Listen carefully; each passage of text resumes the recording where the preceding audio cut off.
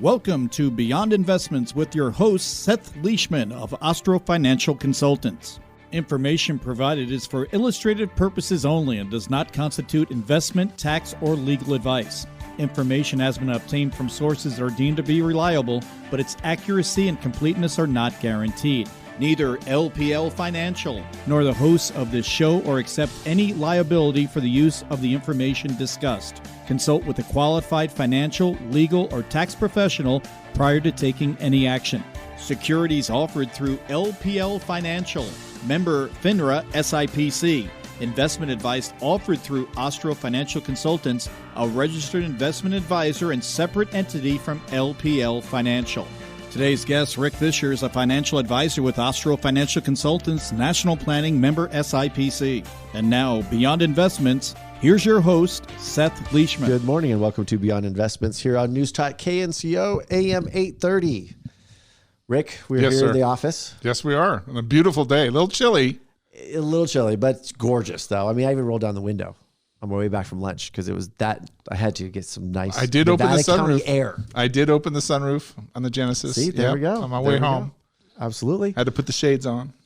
We've got a fun day today because we have a guest. First time we've had a guest in a while. It has been. I think it's since, September? Yeah, I think it's been at least when we had September. Eric Anastad on. Yeah. So we'd like to welcome Sandra Barrington. Sandra, thank you for joining us today. Yeah, thank you for having me. I feel so special now. Sandra, what? Well, how about instead of me doing an introduction, how about instead you just tell everybody? I think most people in the community kind of actually already know your name and where you are, but let's let you do your thing. Well, I'm Sandra Barrington. I'm Executive Director of Sierra Nevada Memorial Hospital Foundation. And I'm excited to be here today. We're going to talk in a little bit about some tax-savvy ways to do your charitable gift planning, because that is my specialty in philanthropy, is ways to give back. I think the first time you and I met was at a golf tournament at El Sierra. Probably. You had just joined. So this is probably, how long have you been with the foundation? I started in 2007. Okay. So this is like my 15th, almost 16th Yeah, so it's been like 15 year. years. Yeah. Yeah, I was just about this big when I started, and it's been a fun ride. And I think many people know that Kimberly Parker was the executive director for many, many years, about 22 years. And I took over for her when she moved on in July. Yes. So it's been about 9 months as executive director, and it's been great. This community is so welcoming, and it's been a great transition. Rick and I were talking about, we were trying to remember when you took over as executive director. And I'm going, I think it was about the same time that she became Rotary president. I'm pretty sure they were punishment, I see. They were right tied together practically. Yeah, so that was planned poorly. But being president of Rotary has been really great. That was 3 or 4 years in the making. And so it just kind of all happened at the same time. And so it's been a wild fiscal year. Our fiscal year starts in July with Rotary and the Hospital Foundation. Wow. Yes. But Seth knows he was president of our Rotary Club, and he runs a business and has family and all of that. That's right. We're also on school board together in Nevada City School District. Yep. So he feels my pain. I definitely do. Yes. But it's all good things. I had a lucky year, though, because I did it during COVID year when I got to do all my meetings on Zoom. So there was a little bit of some flexibility there. So I haven't felt 100% of your pain of having to go and set everything up and be there and all of that. But you're a great Rotary president. It's fantastic. Thank you. I've got 11 meetings left. Yes. The countdown starts. The countdown begins. I know, right? Absolutely. Well, tell us a little bit more about the foundation, some of the history of the hospital foundation. Yeah, so we incorporated as the foundation in 1984. So we're about to celebrate our 40th anniversary next year. So that'll be a really exciting celebration, some plans in the works for that. And really it started from a group of citizens who wanted to make sure that there was financial support in perpetuity for the hospital. The hospital started as a nonprofit 501c3 through community philanthropy. And it continues to be a nonprofit 501c3 hospital through community philanthropy. And the foundation started with a small group who said, hey, we need to start an endowment for this hospital and create a foundation that's going to do the philanthropic work into the long run. Yeah. That's really how we started, was building an endowment. And then we got to the point where the current needs of the hospital really need to be funded. So we started, the foundation started, Pamela Comstock was our first executive director. Actually, in 40 years, the organization has only had 3 executive directors, and I am one of them, which is very rare for a nonprofit. Yeah. Pamela Comstock was the first professional executive director, and then Kimberly Parker, I remember that. Yeah, I remember Kimberly took over. I'm dating myself because it goes back quite a while. Well, you are a little bit on the elderly side, Rick. Watch it, you young buck. Wow, I know. It's the only thing I got. So the foundation really started doing things for the current needs, such as the outpatient center when the cancer center was built, and the outpatient center was built, raising money for that. The new diagnostic imaging center that was done right before I started in 2006. There was over $1 million raised in community support for that. And over the years, it's gone on to be transforming the emergency department, building programs. We've really built up the stroke program, all the cancer center support programs, a lot of technology and equipment, the newer linear accelerator that's in the cancer center. That was actually, I think, 2012. I'm at the point where I'm having a hard time remembering. Some things feel like yesterday, and then they were 10 years ago. That's right. Telemedicine projects, bringing in telemedicine to the hospital, which is really important for a rural community to be able to connect specialists to our community. We've done a lot with our Alzheimer's outreach program, which for our aging population is a big challenge here locally.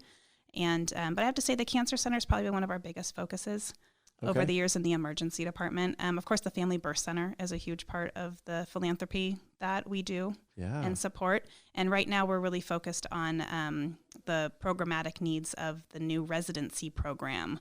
We are going to be doing some postgraduate medical education, and we just matched our first 2 residents, and they will be starting in July. And that they're here for 3 years.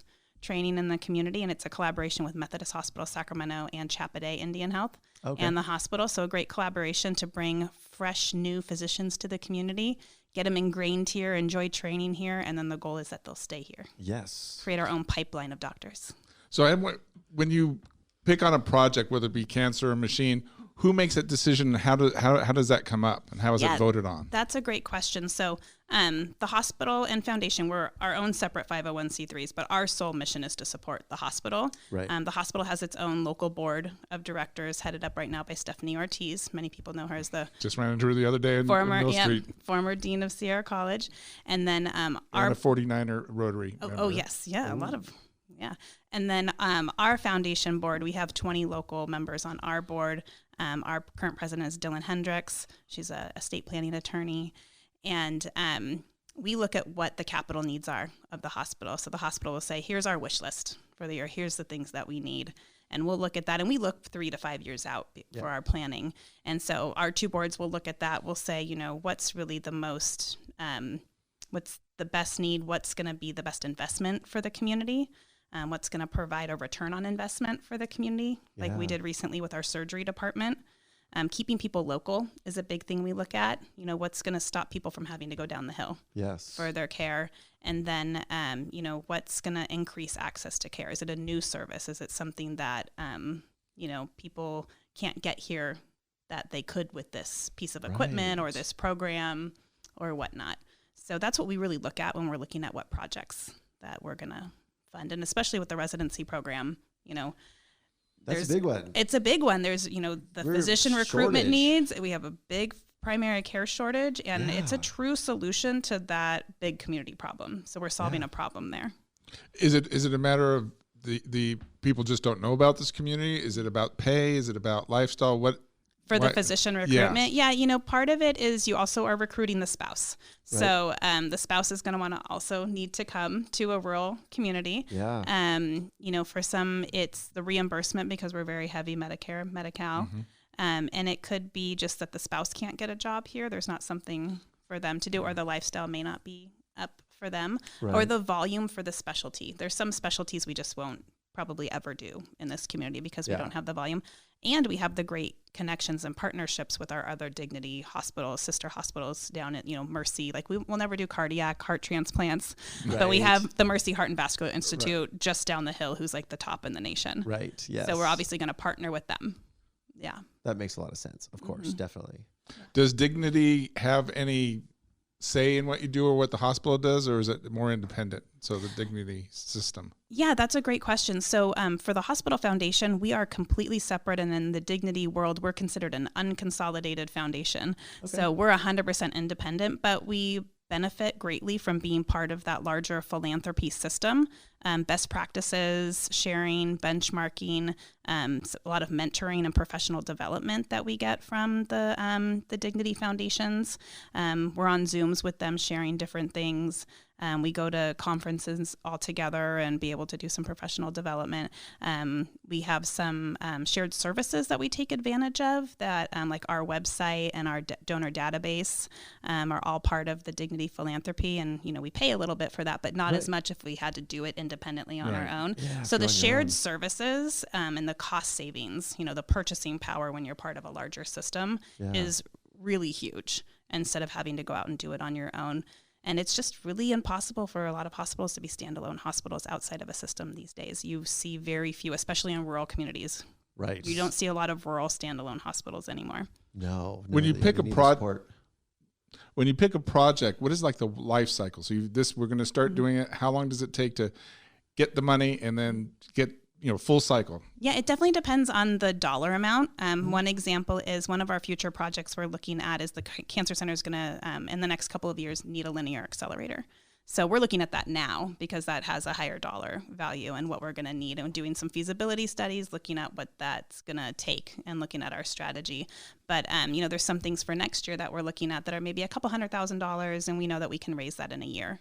Yeah. So it just depends on the dollar amount of the project. So how many current projects do you have going on right now? Our biggest focus is the residency program. That is our focus. But then we have a lot of programs too in our annual fund that we're continually raising money for, like the Alzheimer's Outreach Program, the Comfort Cuisine Program, and the Cancer Center. All the Cancer Center support groups are funded by philanthropy. We have a Read Me a Story program that partners with pediatricians. So we're constantly raising money for our annual fund and annual programs.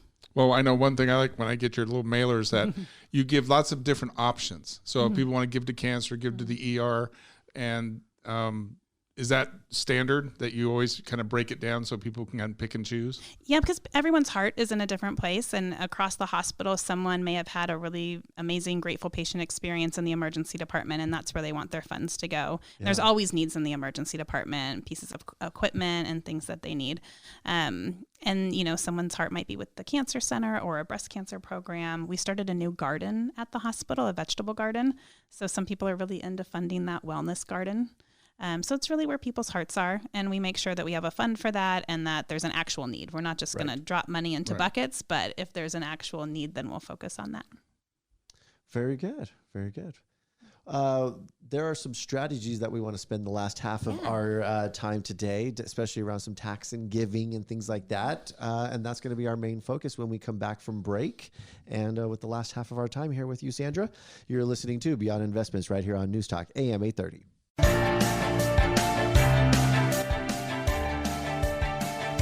Welcome back to Beyond Investments. We're on News Talk KNCO AM 830. We have Sandra Barrington from the Hospital Foundation with us today, and we're going to talk about strategies around giving. Sandra, this is definitely your wheelhouse that you are very much experienced in. And although we talk about with clients, we talk about financial planning, and part of that is also leaving legacies and what they might want to do with charitable giving. So it comes up on a pretty regular basis, but you're in the heart of it. You're in the thick of it on a daily basis. So let's talk a little bit about some of the different strategies that you've seen used by donors and givers to the foundation. Yeah, well, I love talking about tax-savvy ways to give because it can be a win-win. It's not just about the nonprofit getting the money and fulfilling their mission and working their programs. It's really about the donor and what they can do for themselves while also fulfilling their philanthropic goals. So I always like to ask donors, what are your philanthropic goals? What do you want to accomplish? And, there's the tax benefits, and you don't want to, ignore that. That's right. Because that's an important part of why people give. The biggest one that that people do that I think is one of the easier ones is the stock donations. Yeah. Gifts of appreciated securities are huge. And the benefits of donating the stock directly to the nonprofit is that you don't have to pay the capital gains when that stock goes in your pocket. It's huge. And then you also get the charitable donation on top of that. If you itemize, you can take that as part of your deductions for the year. The trick with that is the donation has to go directly to a nonprofit stock donation account. So make sure the nonprofit you're working with has that set up. We have a stock donation form on our website that has our account number and everything, and fill that out. And the other trick with that one is making sure the nonprofit knows and the broker knows when it's being transferred and what it is, because those stocks go into those stock donation accounts blind. Right. So there was a case one time where money was transferred to our account and we had no idea who it was from. Oh, wow. We asked around to our, usual So the form suspects. doesn't say the person. Well, if someone fills out the form and lets us know, then we know. See. Okay. But if they send it to the broker and the stock donation account without letting anybody know, there's no real trail. Yeah. So that's the trick. Make sure the nonprofit knows. Yes. What is coming in, what the stock is, how many shares it is, when it's being transferred. So that's why we like to use the stock donation form, so they can fill it out and send it to us. They can send it to their broker too, and it has all the account information on it. Perfect. And everything. So the donations you get, what's the breakdown between like one-time annual donors, monthly credit card donors, and then stock donors? Oh, that's a really good question.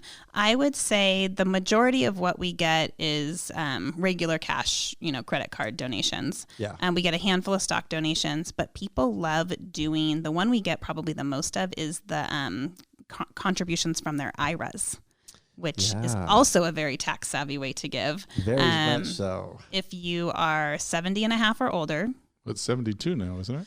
73. So 73. Here's the trick. With charitable we'll back up. For RMD, required minimum distribution, at 73. Right. They did not change the age limit on qualified charitable donations. You still can do those starting at 70 and a half. They just like to make it confusing. They love to make it complicated. That's and all confusing. part of the Secure 2.0. Yes. Yeah, and that was one caveat, is that the required or the charitable distribution stayed 70 and a half, which is great. Which is awesome. Which is great. So if you overplan for retirement, like a lot of people did, a lot of people use their required minimum distribution to meet that need. But if you give it directly to a charity, it still meets the need. Yes. And that is the caveat on that one too. That has to go directly to a 501c3. It does. Yeah. Yes. So make sure it goes directly from your broker IRA account or whoever manages that to the nonprofit. Because if you accept that, then it counts towards your taxable income. So if you do it to a charity, it doesn't count towards your taxable income. Yes. But you cannot also count it as a itemized deduction charitable It simplifies donation. the process, but it double doesn't. dipping. That would be double dipping, but Yes. it doesn't count towards your taxable income. Which is oftentimes better than getting the deduction, because a lot of times when if you're in your early 70s or mid 70s, I would say 80% do not itemize anymore at that point in life. Their property taxes were low enough from the home they bought years ago. They may have already paid off their house or brought it down low enough where the mortgage interest isn't very high anymore. And due to the big giant increase in standard deduction now, it's almost $30,000 now. So between your charitable donations and your mortgage interest and all that, it's pretty rare actually to see somebody in their mid 70s or later hit the itemized number anymore. I just don't see it very often anymore. So, and I know with a lot of our clients that RMD, they're annoyed that they have to take it because they don't need it, and they usually reinvest it, but they still have to take it as taxable income. So this way they can kill two birds with one stone. Exactly right. Yeah. So if you are charitably inclined and that's something you want to accomplish, I highly recommend stocks or the RMD from your IRA. Yes. Those two are very, very important. Another thing that the Secure 2.0 Act allowed for, that because of the way interest rates have changed, is becoming a little bit more doable and makes more sense, is charitable annuities, charitable gift annuities. Right. The interest rates on those are much better now. Yeah. And you can now fund a charitable gift annuity with a one-time gift from your IRA. Yes. Which is a really interesting thing that they changed. So a charitable gift annuity allows for lifetime income, and then the charity gets the remainder at the end of the lifetime. Like a simplified charitable maintenance trust. It's a simplified version to do that. Yeah, a lot less complicated than doing a CRT. Absolutely. Yeah, much better than doing a CRT. Yeah. And the charity benefits, they get the, use their RMD without it being taxable. Right. There's some lifetime income there. The donation to the charity. So that's a really good one. Not all nonprofits have a charitable gift annuity license. Okay.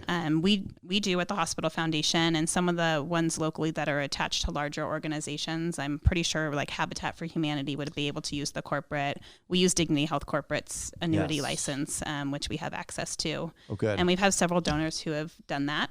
But I think now with the interest rates, it's a little more appealing. Yeah, when interest rates were super low, the numbers didn't pencil out quite as good. Yeah. Definitely. Yeah. So that's one that's kind of new and back that I think will be a great one to see if it pencils out for people. So talk to your tax people, talk to your financial people, come talk to me. That's right. Yes. And we can see if it's something that works for you, because having the extra income.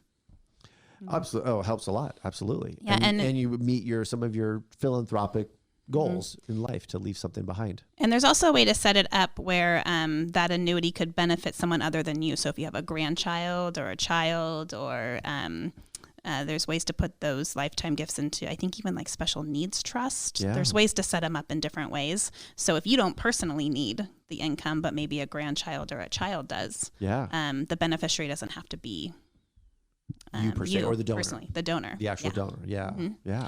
I know that years ago when people gave significant money to the hospital, other organizations, they get a plaque or a wing. Or does that still happen? And does that happen at the hospital level? Does that happen with you? And how does that work? Yeah, so all philanthropy for the hospital runs through the foundation. And so we help manage and make sure that recognition is given. People are getting their tax letters properly, that they're recognized appropriately. And we do naming opportunities quite a bit. I think if you walked into the emergency department with the transformation we did a couple years ago, it finished right before COVID, which ended up being very advantageous because it helped with our flow of how we managed patients when we were very, very impacted during COVID. So that transformation was very, very helpful during the pandemic. But you'll see some donor names on a big board there.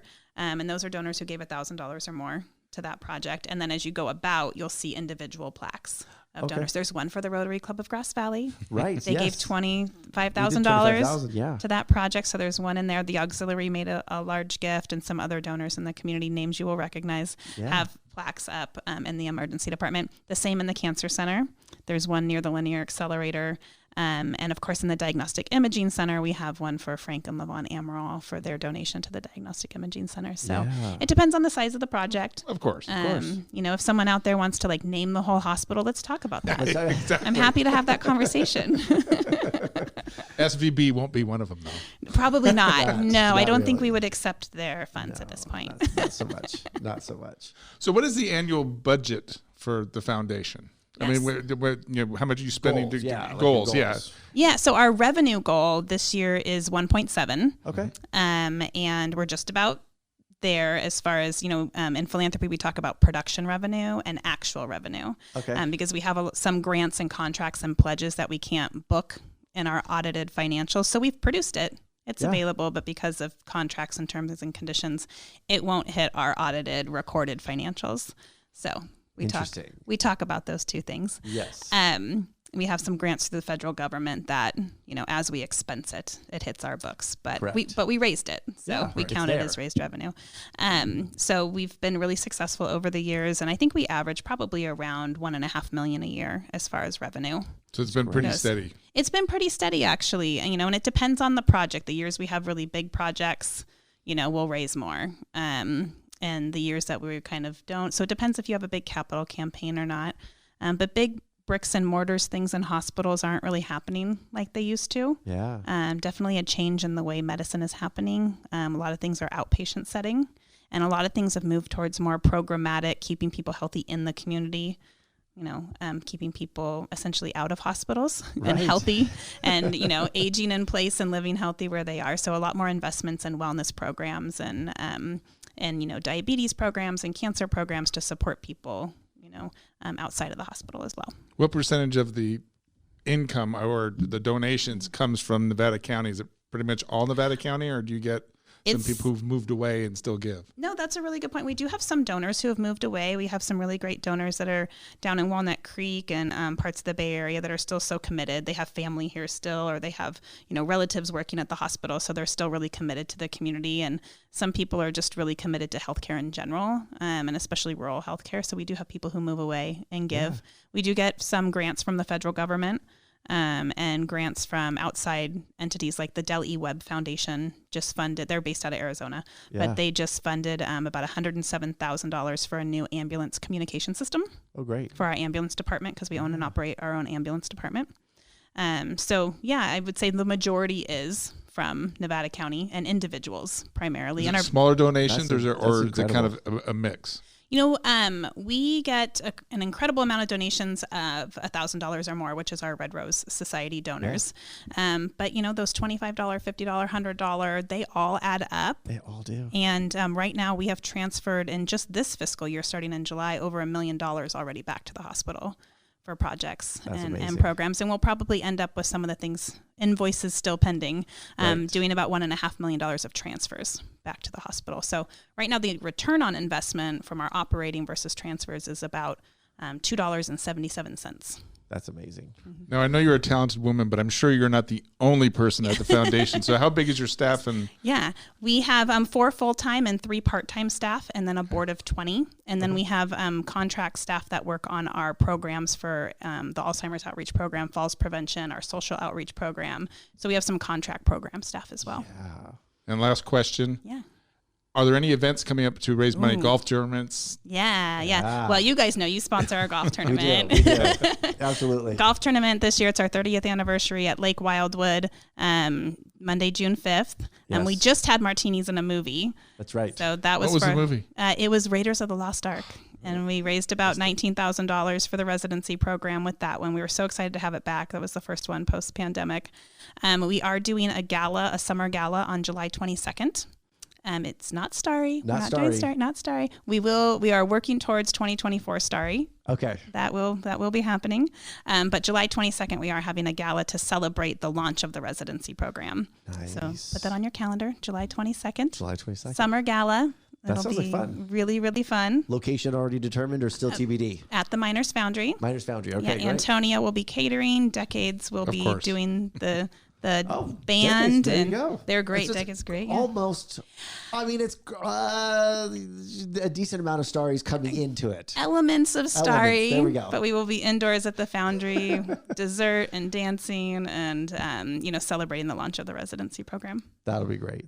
Sandra, thank you so much for coming in and being a part of our program today. We really appreciate you and everything that you and your staff do for the hospital. So thank you guys. Appreciate it.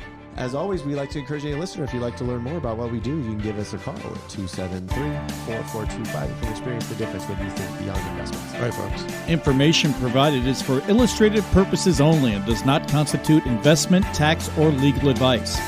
Information has been obtained from sources are deemed to be reliable, but its accuracy and completeness are not guaranteed.